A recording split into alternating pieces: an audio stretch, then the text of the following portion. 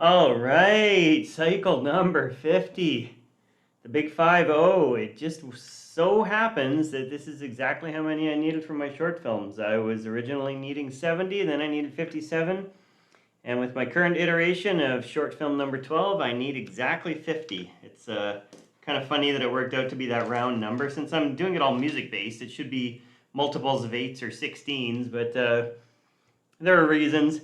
There's a bridge in there and whatever else. But yeah, it's pretty great that I'm doing the last one here. Took a week and a bit break from my number 49.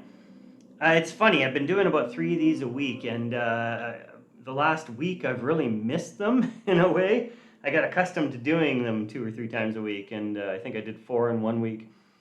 It's been a good experience, really enjoying it. Yeah, and I can already feel that I'm starting to get a little bit out of the mode of constantly thinking ahead on it. So I'm gonna go easy on myself on this one. I'm just gonna, not have to. I'm gonna finish strong, but I'm not going to push myself to go foot on the gas till the end. I just want something functional here. I came this nice design. I'm very happy with this one. I think that. I might just flip this around and do the same thing, with like this leg in front here and then this leg behind in the end, and that way I get, double cycle out of it, and then this arm here would be in front here, and this arm here would be behind here. Maybe. We'll see how that works out. I'll just talk a minute about my process, though. One of the reasons I do, so this is my 12th short film in 20 years. I do doing 20 short films in 20 years. That's been the plan since about film 3. And so far, one a year. It's helps balance out my studio work. I love studio work. I love working in motion capture in 3D. But the creativity that's inherent in 2D animation and in this process specifically, and in my short films, or I do my own music, I'm the only one that works on it. I do exactly what I want.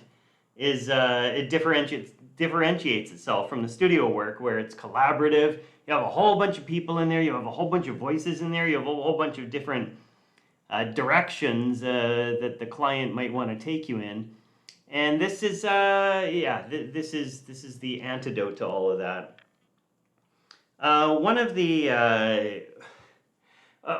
of the approaches that I take, or that I generally take, that applies interestingly both to studio work and to my own personal work, is whatever I'm doing at that moment, I try to be as present as possible, and I love it. I feel like the work that I'm doing at that moment is the best work that I've ever done, and I'm able to constantly get back in that mode of convincing myself that, wow, this is the culmination of everything that I've done up until now.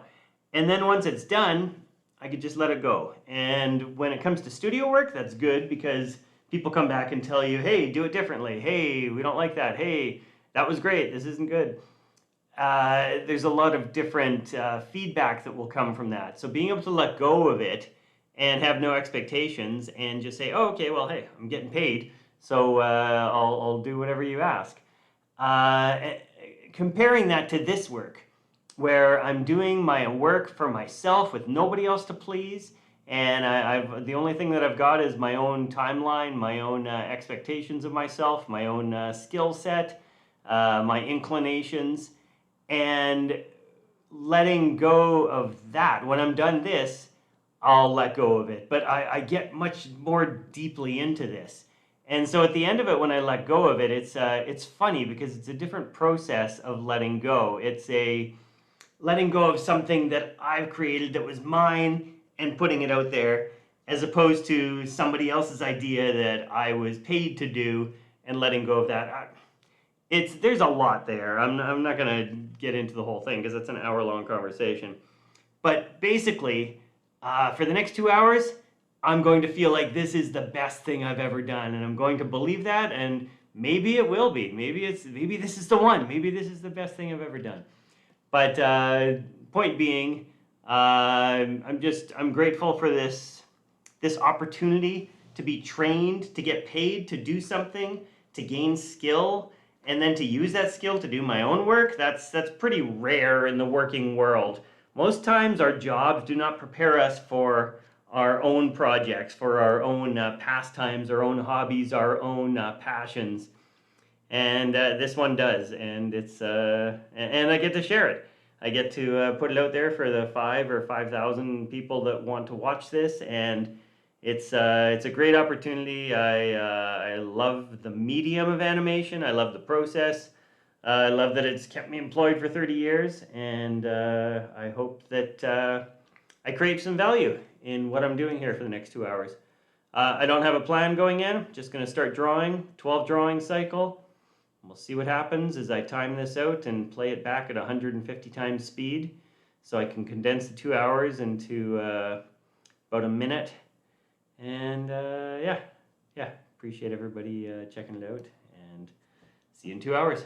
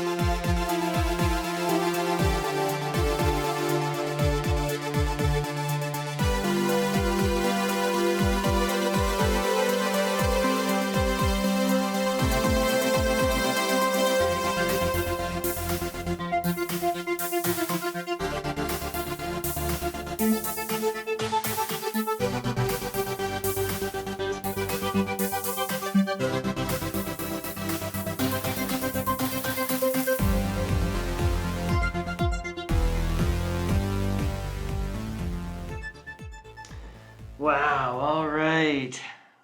3 hours. This was my last one, and it's not that I intentionally drew myself into a corner for the final 2 drawings, but I did. I did do that, and I wasn't avoiding it, let's say, drawing myself into a corner. The corner was, I got to this point up top here, when I've managed to adjust this drawing so it works better with the cycle, and I needed to get down to here. So, turn off these. So this was my final drawing. This is my second to last drawing, pretty close to the final drawing. And then these 2 drawings in between, I needed to get from here to here. And the head I'd planned out pretty well. The head was going to be fine. But the body and the legs and the arms, that was a pretty heavy lift to do that kind of transition. So there's a major cheat. You can see the body here. It's just a big amorphous shape. There's not really any structure. Look at the legs. Though I was not planning on letting the tail lead here, but in the end, it was the only thing. I wanted to get a reversal going on the tail, but it just is not going to happen with the amount of frames that I had left. And this will be strange. This will be a little bit odd for the tail to be leading it here. You can see going forward, the tail is pointing in the direction it's going. Generally, we would want the tail to be leading behind, but this is not that. See this nice smear that I did on the face here? I'm pretty happy with that drawing. I drew I'll finish all the spikes later, but I drew the spikes here just so I could see the perspective, just so I could really feel how that was going to work on that one drawing, and I think that's going to pay off. I'm quite happy with the movement overall. There's some nice shapes in here. There's some nice appealing shapes, some nice stretched out long shapes. You might see in the final version where I've looped it up so that I'm switching the arms and legs like I mentioned at the beginning. That's like a 20-minute job, and it'll extend the cycle twice as long while making it look like the opposite legs and arms are doing the same thing, but it's all the same animation, just a bit of a cheat to give it an extra bit of flavor and lessen the repetition on it. This is a good one to end on. Just a funny pose, just really some silly stuff, just I've got the butt and the legs moving up to the left, and I got the head going down to the right, and then I got the arms trailing behind, and yeah, it's just throwing a whole bunch of ideas, throwing spaghetti against the wall, and see what's gonna work. So yeah, let's see how it all played out. Yep, almost exactly like I pictured it. Major cheats going on here.